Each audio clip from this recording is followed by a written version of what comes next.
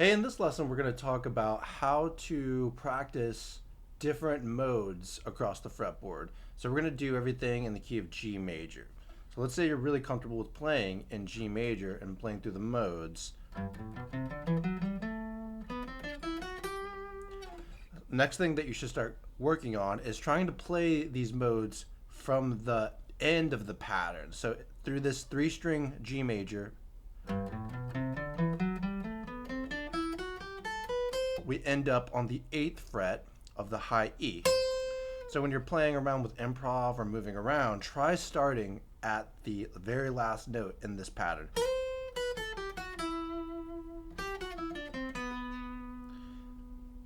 Another thing you can start doing is, let's say we're playing in the Lydian mode. So that's the 1, 2, 3, 4th mode of the diatonic scales.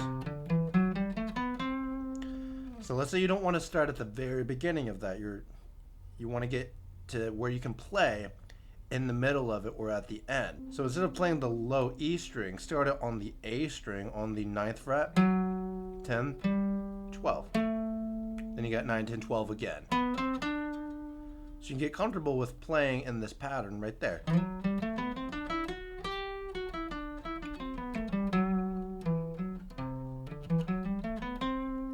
Same thing when you get to the high string. So here it ends at the 14th fret of the high E.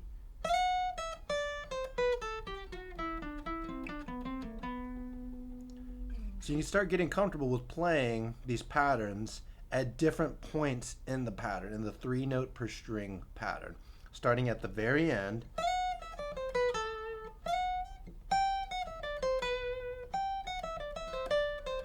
And this is the end of the Mixolydian pattern now. So instead of starting here on the 10th fret, start maybe on the 10th fret of the A string, or the 15th fret of the high E string.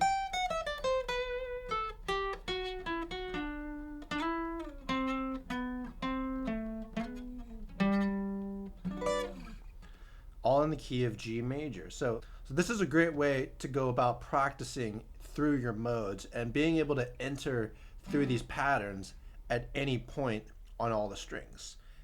It gets you more familiar with the entry points, and then you start gliding across the fretboard a lot more effortlessly because you're confident about how everything is connected together in a new way instead of starting at the very beginning every time.